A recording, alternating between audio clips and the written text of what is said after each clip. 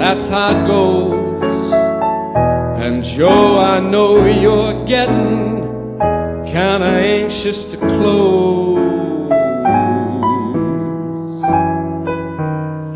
Anyway, thanks for the cheer.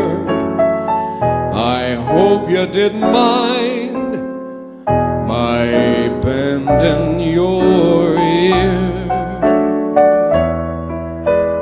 But this torch that I found, it's got to be drowned, or it's gonna explode.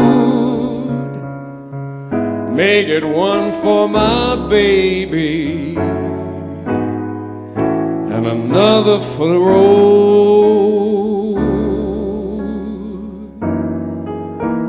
The long,